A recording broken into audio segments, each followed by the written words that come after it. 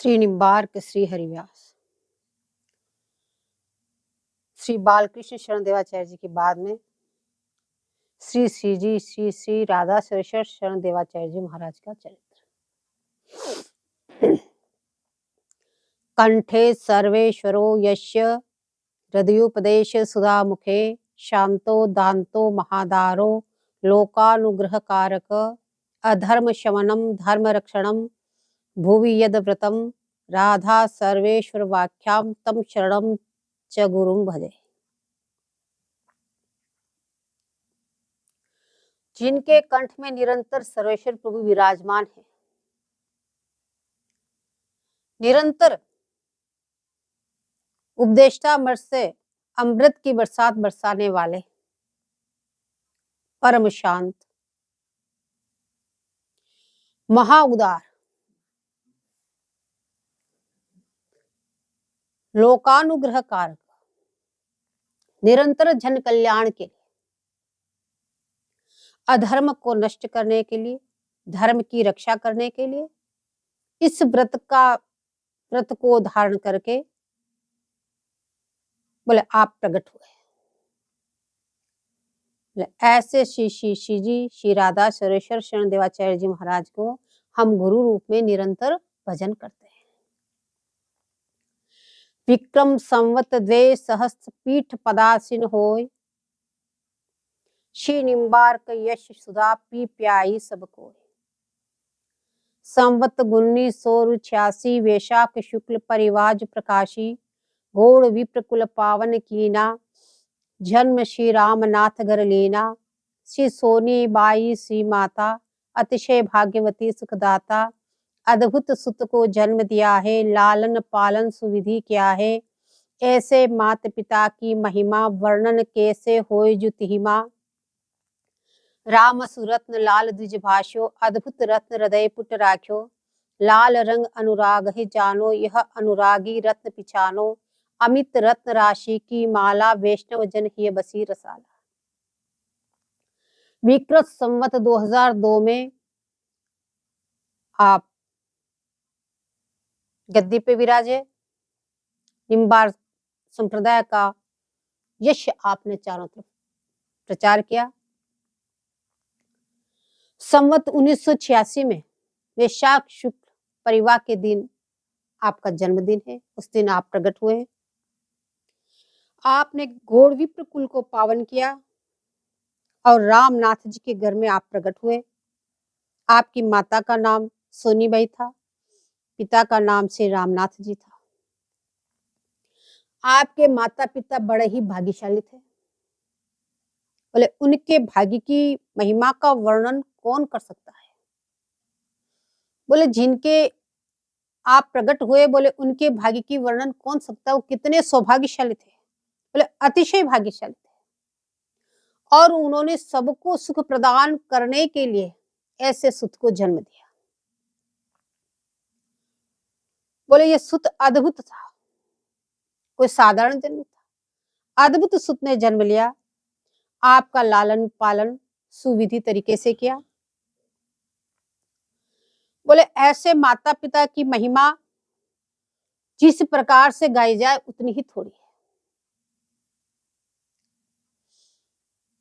प्रकट होने के बाद आपका नाम पंडित जी ने रतनलाल रखा।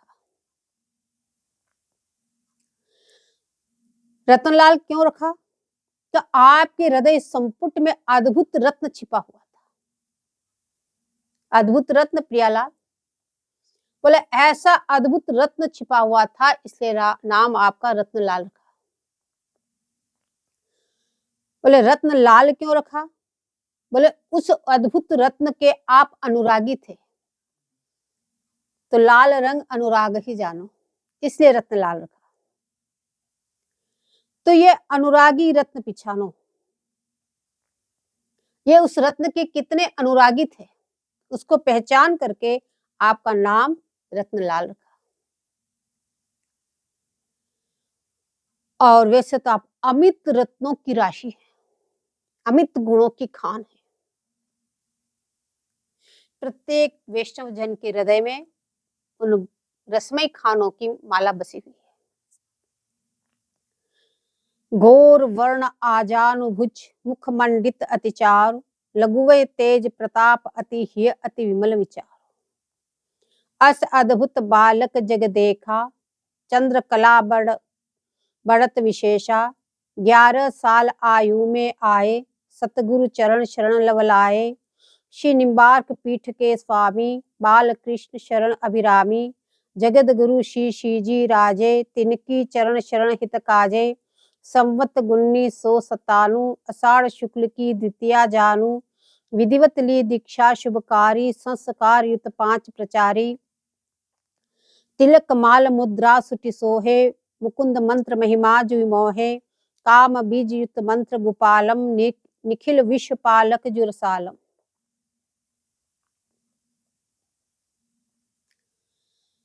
आपका वर्ण घोर वर्ण, तेज कांति पुंज आपका मंगल विग्रह, और आजानुभुज, घुटनों तक लंबी भुजाएं, आजानुभुज, इतना सुंदर मुखमंडल, उस पे तेज चमचमाता हुआ।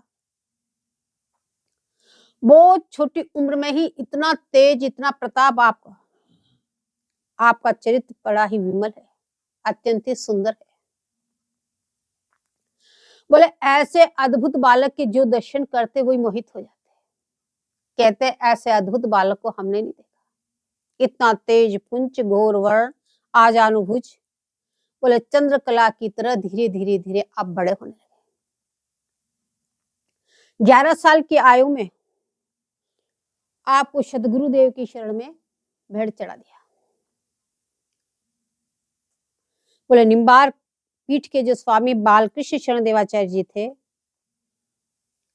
बोले जगत गुरु श्री जी महाराज, उनके चरण शरणों में कर दिया। संवत 1997 में आषाढ़ शुक्ल की द्वितीया के दिन आपको विधिवत दीक्षा प्रदान की। उसी दिन आपको साधु भेष दिया और मुकुंद मंत्र की आपको दीक्षा प्रदान की, और काम्बीज युक्त गोपाल मंत्र की भी दीक्षा दी और साधु भेष दे दिया। अच्युत गोत्री आपको कर दिए, 5 संस्कार से युक्त किए, 12 तिलक, शंख चक्र की मुद्रा कंठी धारण कराई और मंत्रराज सुनाए,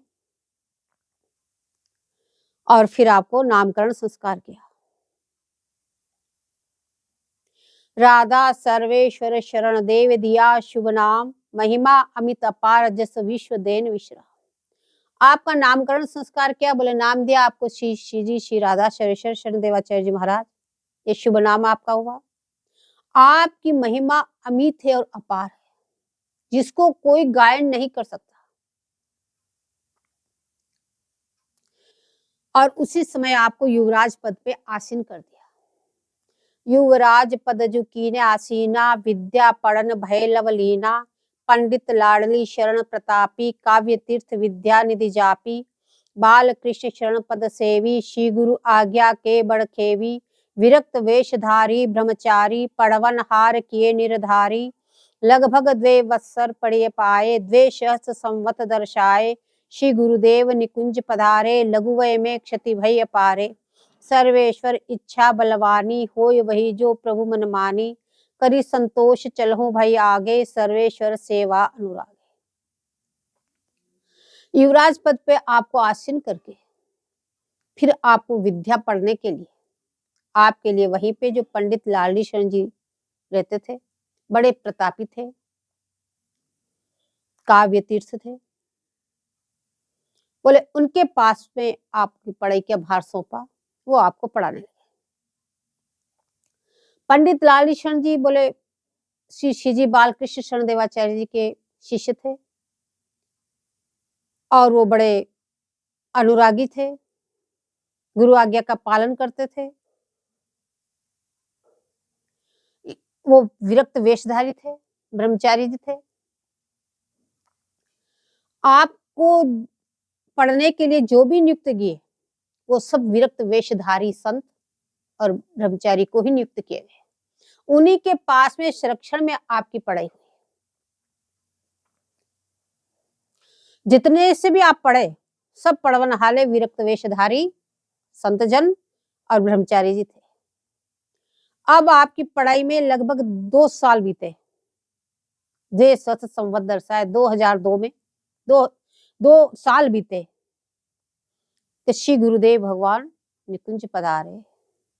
बहुत छोटी सी उम्र में बहुत बड़ी हानि हो गई, अति की क्षति हो गई। लेकिन आपने सर्वेश्वर प्रभु की इच्छा को बलवान माना। बोले वही होगा जो सर्वेश्वर प्रभु चाहेंगे। बोले प्रभु की मनमानी चलेगी, अपनी इच्छा नहीं चलेगी। ये विचार करके संतोष करके अब आगे पे आप बढ़े। आपने सर्वेश्वर प्रभु की सेवा संभाली बड़े ही अनुराग जन से। वे सहस्र संवत सुठी ज्येष्ठ शुक्ल द्वितीयाजु पाठ विराजे शुभ दिना सारे सबके काज। संवत 2002 में ज्येष्ठ शुक्ला द्वितीया के दिन आप गद्दी नशीन हुए। उसके बाद में आपने सभी के कार्यों का कार्यभार आपने संभाला, सभी को मार्गदर्शन किया। उसके बाद में तब श्री वृंदावन पगधारे विद्या पढ़न धरी थप भारे दावानल बिहारी के मंदिर आय बिराजे कुटिया अंदर परम विदुषवर महंत प्रतापी धनंजय दास नाम जन जापी कलित काठिया पदवी सोहे सौम्य स्वभाव निज जन मन मोहे तिनकी देख रेख अति गूढ़ा तामे पढ़न भय आरूढ़ा संवत 2009 माही व्याकरण न्याय वेदांत जुमाही भय विदुष विद्या निधि भारी यह विद्या जग मंगलकारी पठन काल कुरुक्षेत्र मजारी हुआ संत सम्मेलन भारी। आपने गद्दी नशीन होने के बाद में फिर आप वृंदावन धाम में पधारे। आपके अभी और विद्या पढ़ने की इच्छा थी तो विद्या पढ़ने के लिए आप वृंदावन धाम आए और आकर के दावानल बिहारी के मंदिर में आपने वहां पे कुटिया में जाके अपना आसन जमाया। वहां पे परम विदुषवर महंत प्रतापी श्री धनानंद दास जी महाराज काठिया जी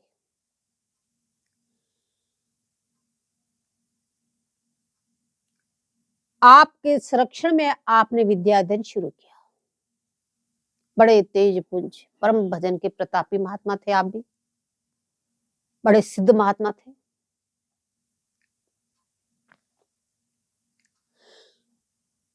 उनकी देख रेख में आपने अत्यंत गुण रहस्य को जाना और पढ़ाई की नहीं।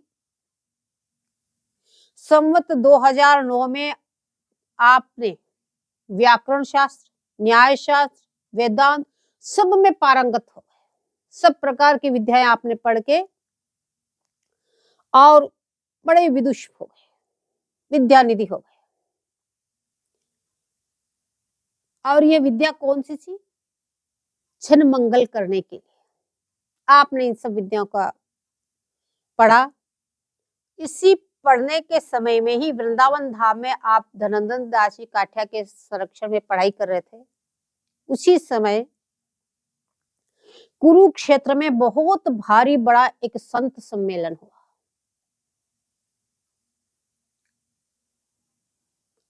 अब पूरे भारतवर्ष के संत कुरुक्षेत्र में पहुंचे। पहले ये परंपराएं बहुत अच्छी थी, बहुत थी, जो बार बार संतों का सम्मेलन होता था। पूरे भारतवर्ष के संत एक जगह एकत्रित होते थे।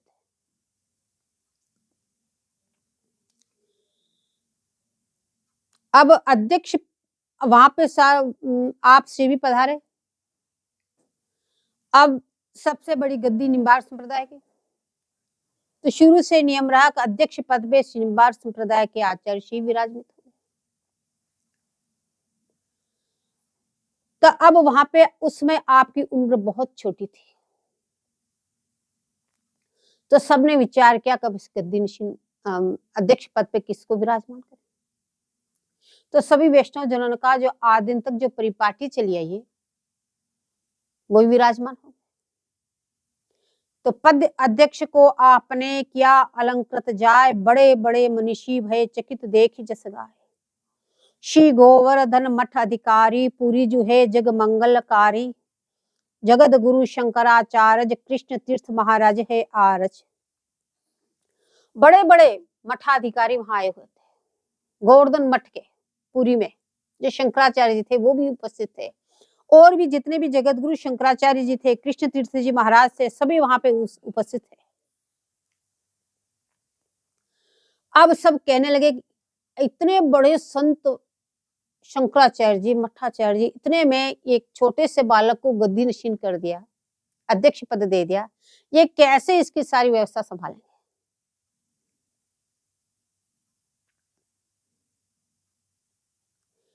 निज भाषण में कहा जो ऐसे, आज हमें बड़ गौरव कैसे, साधु समाज बिच हम देखे, श्री निम्बार्काचार्य अवरेखे, अल्प वयस सुट सुंदर रूपा, सभापति राजज जो अनूपा, तुलसी दल अरुशालिग रामू, छोट बढ़ई को कहे ललामू, तिनमें अंतर कौन माने, ऐसे जगत गुरु को जाने, शील स्वभाव सुदृढ़ वैरागी, धर्म धीर विद्या अनुरागी। आपने सुचारू रूप से सभा का संचालन किया, और जहाँ पे भी अध्यक्ष पद पे जो होते हैं वो सबसे पीछे बोलते हैं, बाकी पहले सब अपने अपने मत के अनुसार अपना अपना प्रवचन बोलते हैं, लेकिन सबसे पीछे अध्यक्ष पद वाले बोलते हैं।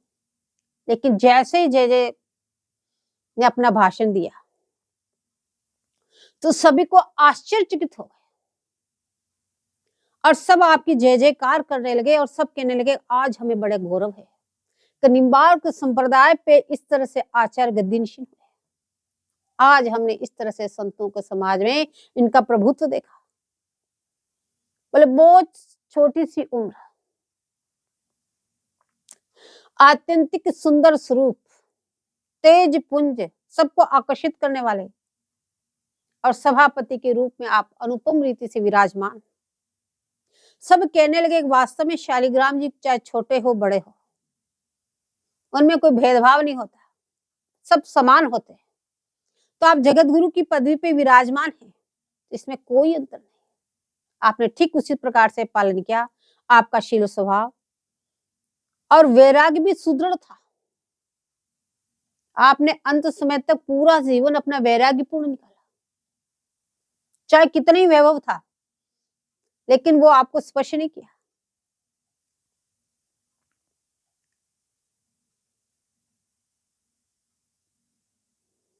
जयपुर राजा ने क्या वैष्णव जन अपमान, जयपुर का परित्याग कर आए निज स्थान।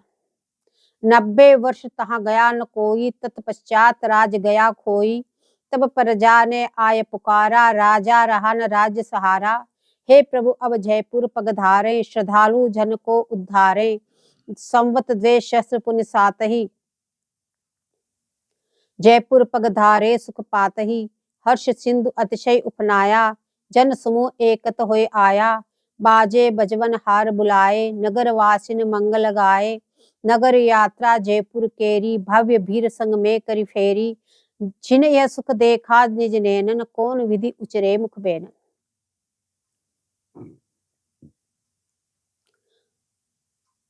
पूर्व प्रसंग में आ चुका श्री गोपीश्वर शरण देवाचार्य जी महाराज का जयपुर नरेश ने अपमान किया। जब से आचार्य चरणों ने जयपुर का परित्याग कर दिया, वहां पे कोई नहीं गया। वैष्णव जनों को अपमान करने से वहां पे कोई नहीं गया।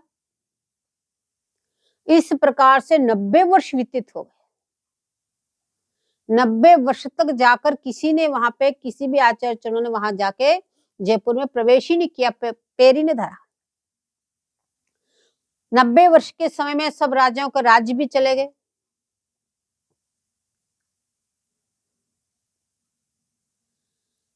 तब जब आप गद्दी नशीन हुए, तब जयपुर की प्रजा ने आकर के आपके चरणों में शरण ग्रहण करके कहा, हे प्रभु अब तो आप हम पे कृपा कीजिए।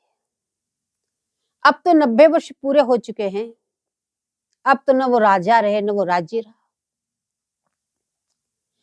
अब आप कृपा करो, अब आप जयपुर में पधारें और हम श्रद्धालु जनों का उद्धार करें।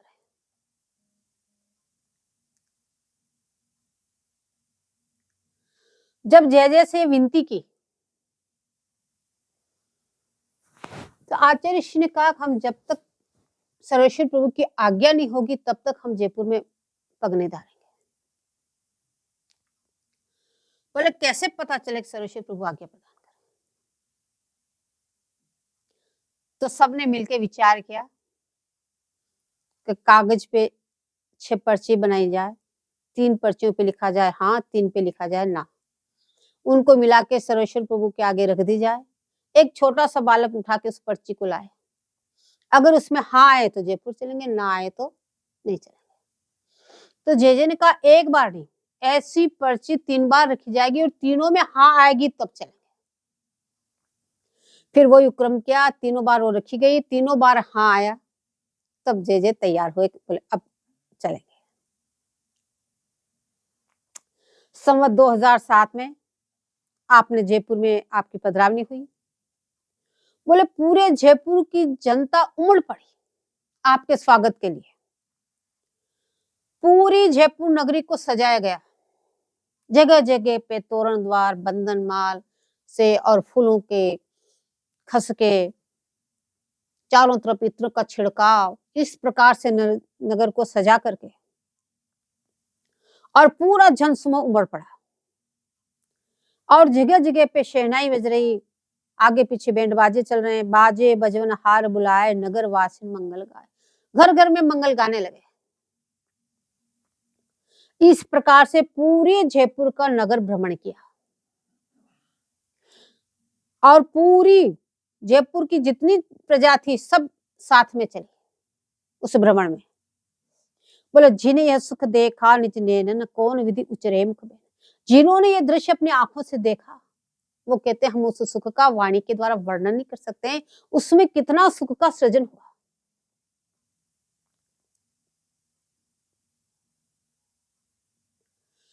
इस प्रकार से आप जन कल्याण के लिए और सबका मंगल करने के लिए, जब आपकी 27 वर्ष की आयु हो गई, आपके पास में बहुत संत विराजते थे, तो सब संतों को और परिकरों को लेकर के आपने एक बार विचार किया कि तीर्थाटन करना चाहिए। तो वहां पे अपने संप्रदाय का प्रचार भी होगा और सर्वेश्वर प्रभु के सबको दर्शन होंगे। ये विचार करके समस्त परिकर को लेकर के, सभी संतों को साथ में लेकर के, सर्वेश्वर प्रभु को साथ में लेकर के और तीर्थाटन के लिए चले। अब इतने संत, इतना परिकर, अब उन सब के चलने के लिए फिर एक स्पेशल ट्रेन तैयार की गई कि सारा परिकर और संत, क्योंकि एक डिब्बे में तो सिर्फ सर्वेश्वर प्रभु का मंदिर ही, जहां जहां जाए वहां अष्टकालीन पूरी सेवा यथावत होनी चाहिए। एक डिब्बा पूरा आचार्य श्री के लिए, फिर सब संतों के लिए और परिकरों के लिए, तो बहुत लंबी ट्रेन बन गई। तो स्पेशल ट्रेन को तैयार करवाया सरकार से और उस ट्रेन में सप्तपुरी, त्रिधाम, प्रयागा, अन्य अनेक तीर्थ नहीं त्यागा। आपने 7 पुरी की, 4 धाम की, आपने उस तीर्थ यात्रा की। जहां भी जाते वहां पे अपना पूरा कुंभ का मेला ही जुट जाता। इतने सबके लिए टेंट लगाना, सर्वेश्वर प्रभु का मंदिर बनाना, सेवा पूजा होना, जगह जगह पे रासलीला वाले भी साथ में रास लीलाएं करना, संतों के प्रवचन होना, सब रोज शाम को विद्वत सम्मेलन होना, सबके बीच में जय के प्रवचन होना, नित्य संध्या आरती होना, नित्य संध्या कीर्तन होना। इस प्रकार से नित्य सबका राजभोग, संतों की सेवा होनी और कथा संकीर्तन सब करके फिर वहां से आगे बढ़ते। इस प्रकार से तीर्थ यात्रा करते करते सब जन भक्तों को सुख प्रदान करते हुए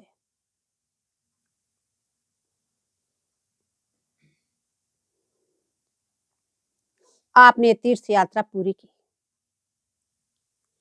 कुंभ पर्व में प्रथम बसावे, श्री निम्बार्क नगर यश गावे, श्री हरिनाम कीर्तन धारा, बड़े प्रवाह अखंड पारा। विविध भांति उपदेश सुनावे, अमित जीव शरणागति पावे। पीठ मदनगंज वृंदावन में, पुष्कर आदि पावन थल में। संस्कृत विद्यालय संचालय, औषधि दे रोगिन प्रतिपालय। इन सब तीर्थ यात्रा का, या एक बार ब्रज 84 कोस की यात्रा की, उन सब की स्मारिका निकली, एक एक दिन का ब्यौरा उसमें है, वो वहां से निकली हुई है। एक एक पुस्तक इतनी इतनी बड़ी है, एक एक दिन का उसमें सविस्तार वर्णन है, यहाँ पे क्या क्या हुआ, किस किस प्रकार के उपदेश हुए, कैसे कैसे वहां घटनाक्रम रहा।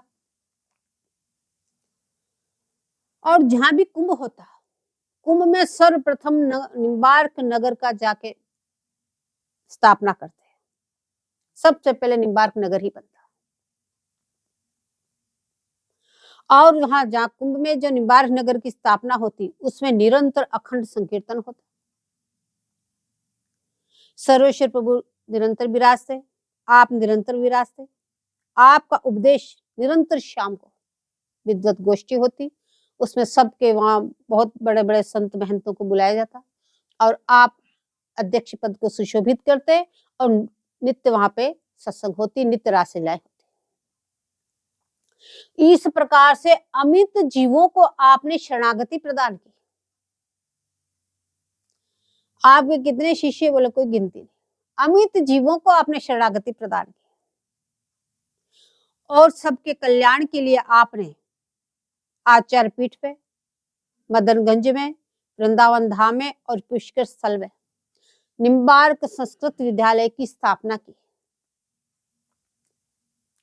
और उन सब विद्यालयों का संचालन आपने किया, जिसमें संस्कृत का अध्ययन कराया जाता। कितने जन उसमें पढ़ पढ़ के कितने परम विद्वान बन गए, और आप सब जनों को औषधि दे करके भी उनका प्रतिपालन करते हैं। आयुर्वेद का भी आपको पूर्ण रूप से ज्ञान था। गोपालक गोपाल समशी गुरु प्रबल प्रताप, संतन की सेवा करे सर्वेश्वर का जाप। बोला गायों की पालन इस प्रकार से करते जैसे स्वयं ठाकुर जी करते। गोपालक गोपाल सम, जैसे ठाकुर जी गायों की सेवा पूजा करते हैं, बोले इसी प्रकार से गायों का आप संरक्षण करते हैं। जिस प्रकार से आपके गुरु जी प्रबल प्रतापी थे, बोले ठीक उसी प्रकार से आप भी गोपालन करते और निरंतर संतों की सेवा करते। जब आप वृंदावन आके विराजते, ऐसा कोई दिन नहीं होता कि आज संत सेवा नहीं हो रही। और पीठ पे तो इतने संतों को रखते ही थे, जब तक आप सोचते तब तक बहुत संत पीठ पे विराजित रहते। मासिक पाक्षिक पत्र निकारे, सर्वेश्वर निम्बार्क प्रचारे। संवत 2026 सही फागुन चैत्र ऋतुज बसंत ही, चतुशस्त्र भक्त जन भ्राजे, श्री सर्वेश्वर संग विराजे। ब्रज 84 कोस सिधाए, पद यात्रा जू कीनी मन भाए। वंशी वट वृंदावन से चली, यात्रा करी आए पुनि सोई थली। अद्भुत पूर्व यात्रा यह जानो, वैष्णव संत करहि नित गानो। विवरण वृद्ध देखा जो चाहो, श्री ब्रज यात्रा अंक निभाओ। आपने सर्वेश्वर पत्र की और माक्षिक निम्बार्क अंक की दोनों की स्थापना की। मासिक पक्ष सर्वेश्वर अंक, पाक्षिक निम्बार्क अंक आज भी चलते हैं दोनों। इस माध्यम से निकाले, इससे निम्बार्क संप्रदाय का उसमें जो सिद्धांत है, जो रीति रिवाज है, सबको मालूम हो। संवत 2026 में फाल्गुन चैत्र ऋतु में बसंत के समय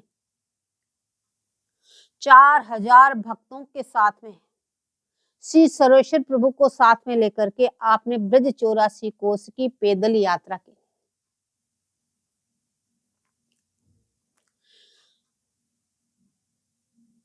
वृंदावन में जो वंशीवट है, वहां से यात्रा को उठाया और पुनः यात्रा करके वहीं पे विश्राम लिया। बोले ये यात्रा बड़ी ही अद्भुत है, अपने आप में अलौकिक है। बोले घर घर में वैष्णव जन संत जन अपने मुख से इसका वर्णन करते हैं, गुणगान करते हैं। इस 84 कोर्स का यात्रा का जो बृहद विवरण है, बड़े बड़े चमत्कार हुए इस यात्रा। बोले इसके ब्रज यात्रा अंक निकला, सर्वेश्वर पत्रिका में साल में एक अंक निकलता, वो ब्रज यात्रा अंक निकला। वो अंक इतना बड़ा है, उसमें एक एक दिन की, जब यहाँ से वृंदावन वंशीवट से जब परिक्रमा उठाई,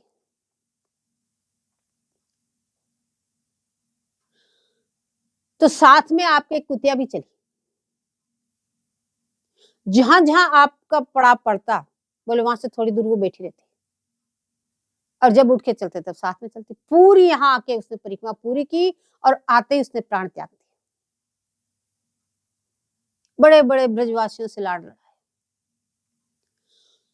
जिस गांव से होके निकलते सभी ब्रजवासी कतार वाइज दोनों तरफ खड़े हो जाते हैं। कोई फूलों की वर्षा कर रहा है, कोई पद पावड़े बिछा रहा है, कोई जय जयकार कर रहा है। सब हाथ में दही छाछ दूध लेके खड़े हैं कि जय जय आरोगी, जय जय। एक ब्रजवासी सोचा, बोले अच्छा सा दूध को ओटा के उधोटा बना के पिलाऊंगे आज। जैसे वहां से निकल रहे थे और दूध ओटाने में थोड़ा विलम्ब हो गया, जय जय आगे निकल गए। तो वो उसको पता चला कि यात्रा आगे निकल गई, तो उस गरम गरम हड़िया को चूल्हे से उठा के अपने छाती के चिपटा के दौड़े, और दौड़ते दौड़ते आगे पहुंच गए और बोली कैसे याद छोड़ के जा रहे, इसको आरोगना पड़ेगा। जय जय शब्द सुनाते, बोले इतना गर्म दूध, लेकिन न उसके हाथ जले न कुछ हुआ। वहीं पे सर्वेश्वर प्रभु के भोग लगा के इसका आरोग के फिर आगे बढ़े। ऐसे अनेक अनेक दिव्य घटनाएं उस ब्रज यात्रा अंक में। कारुण्य सिंधु सजनेक बंधु किशोर वेशम कमनीय केशम कालिंदी कूले कृतरास गोष्ठिम सर्वेश्वरम तम शरणम प्रपद्ये।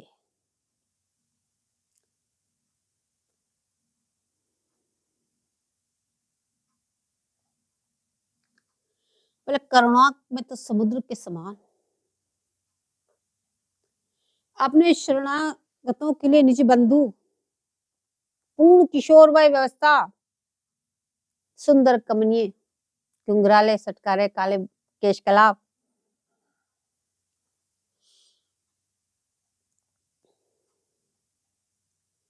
बोले कालिंदी के कुल पे निरंतर रास गोष्ठी, रासलीला में चिंतन मनन में डूबे रहने वाले, बोले ऐसे सर्वेश्वर प्रभु की निरत सेवा में रहने वाले, ऐसे साक्षात सर्वेश्वरी प्रभु, बोले उनकी हम शरण ग्रहण करते हैं।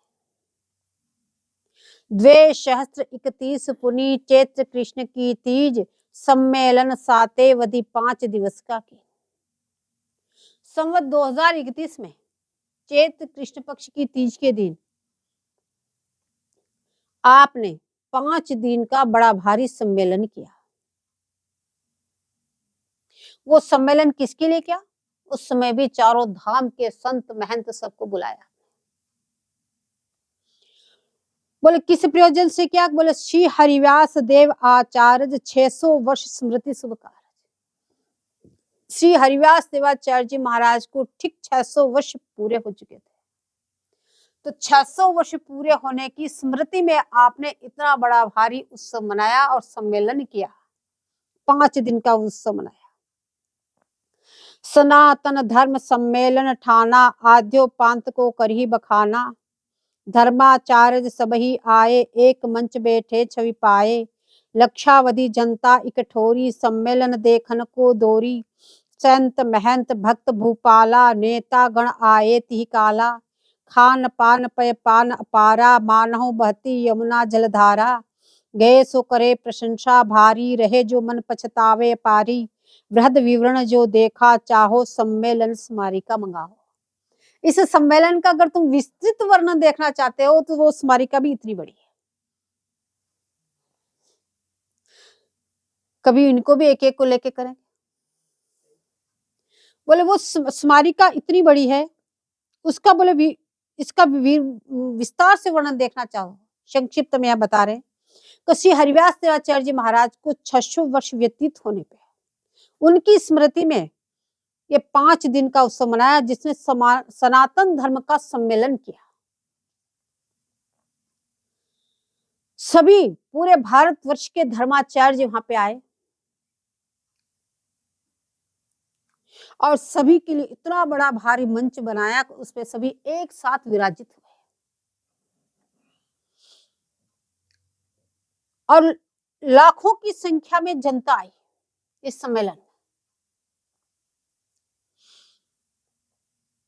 भीड़ लगी रोज की रोज, लाखों लोग रोज दर्शन करके जा रहे हैं, संतों के, महंतों के, भक्तों के। और सभी धर्माचार्य भी आए, सभी संत भी आए, सभी महंत भी आए, सभी राजा भी आए और उसमें भारत स्वतंत्र हो गया, इससे सभी नेतागण भी आए। इन सब लोगों के लिए लाखों जनता रोज आ रही है और इतने धर्माचार्य, एक एक धर्माचार्य के साथ क्या क्या व्यवस्था होती है, उनके इष्ट, उनके सब वैसी व्यवस्था करना, उनके परिकर, सबके लिए अपने अपने रहने की व्यवस्था करना, उनके अनुसार उनके सेवा पूजा की व्यवस्था करना, उनके खान पीन की व्यवस्था करना। बोले उन सब के लिए वहां पे व्यवस्था थी। बोले खान पान पे पान अपारा, खाने पीने की और दूध की तो ऐसी व्यवस्था हुई, ऐसी व्यवस्था हुई कि एक मानो बहुत ही यमुना जलधारा, जैसे यमुना जी की बाढ़ आ गई, यमुना जी बह रही हो, इस प्रकार से वहां खाने पीने दूध की सारी व्यवस्था हुई। जो भी वहां गया बोले उस सम्मेलन को देख के आत्यंतिक सुख की प्राप्ति हुई, अत्यंत प्रसन्न हुए और बड़े बड़े उनके गुणगान गाते हैं, बड़ी भारी प्रशंसा हुई। जब उनकी प्रशंसा सुनते हैं और जो लोग नहीं गए फिर वो मन में बार बार पछता रहे हम क्यों नहीं गए। इतने संतों, महंतों, पूरे भारतवर्ष के संतों के दर्शन एक साथ हुए।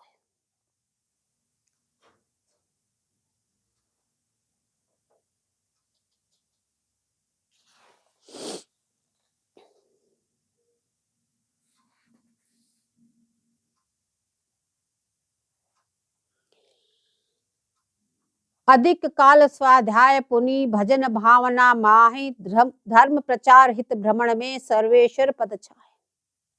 आपका बहुत सारा समय तो स्वाध्याय में निकला और बाकी का समय सब भजन भावना में व्यतीत हुआ। आपने धर्म के प्रचार के लिए इस प्रकार से भ्रमण किया, सर्वेश्वर प्रभु को अपने साथ में लेके उनकी चरण कमलों में छाया में रह करके आपने इस प्रकार से उत्सव विलसाए और इस प्रकार से आपने यात्राएं की।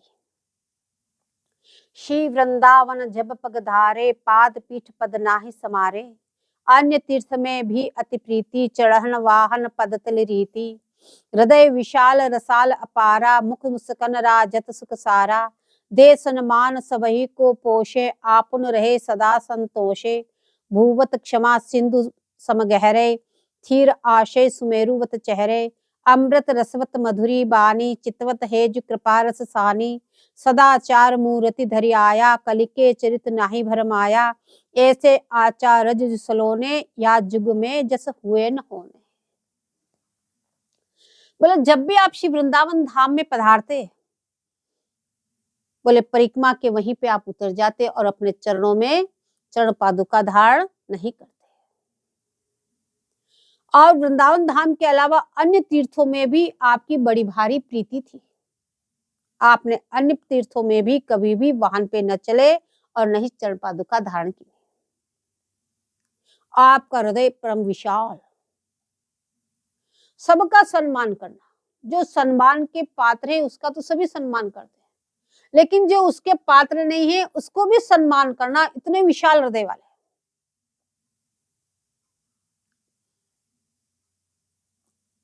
और रसाल अपार, आपके मुखारविंद की तेज पुंज कांति जो एक बार देख लेता वो मोहित हो जाता, और उसके ऊपर जो मंद मुस्कान थी बोले वो तो कहते ही नहीं बनती। सभी को आप सम्मान देते, जो सम्मान देने योग्य नहीं है उसको भी आप विद्वत वरेण कह के बोलते हैं, सबको सम्मान करके बोलते हैं। और आप सदा सदा ही अपने लिए संतोष रहते, कोई आपका सम्मान कर रहा है या नहीं कर रहा है, कोई आदर कर रहा है नहीं कर रहा है, उसकी तरफ कभी ध्यान नहीं देते, परम संतोष। पृथ्वी के समान आप क्षमाशील थे, कोई कितना ही आपका बड़ा अपराध कर लो, लेकिन जैसे आके सामने प्रणाम किया तुरंत क्षमा कर देते।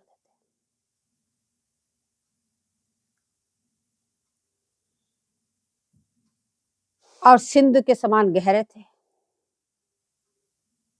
सुमेरु पर्वत के समान दृढ़ थे। आप जब किसी से बात करते बोले उस समय आपके मुखार में से जैसे अमृत जर्जर के टपक रहा हो। आप अगर किसी के सामने चितवन उठा के निहार लेते बोले कृपा की बरसा ही बरसा देते, ऐसी चितवन में कृपा भरी हुई थी। यानी यूं के लोग साक्षात इस घोर कलिकाल में सदाचार की मूर्ति प्रकट हो गई और इस कलिकाल के चरित्र से आप भ्रमित नहीं हुए। बोले ऐसे उद्भटाचार्य सलोने बोले इस संसार में न हुए न आगे होंगे। अमित गुणन के सिंधु हैं, कहाँ लो वर्णो बखान, कुंज बिहारी शरण के हे जीवन धन प्राण। बोले इस प्रकार से आचार्य चरणों के अमित गुण हैं।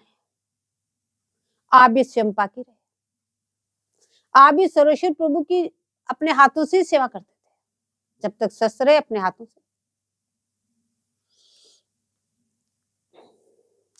बोले इन एक गुण आपके अंदर जो गुण है वो बोले समुद्र के समान है। उन गुणों का हम कहां तक वर्णन कर सकते हैं। गुरुदेव भगवान कह रहे हैं बोले वो तो हमारे प्राणों की सजीवनी बूटी है, हम उनकी शरण ग्रहण करते हैं। जय जय श्री हरि।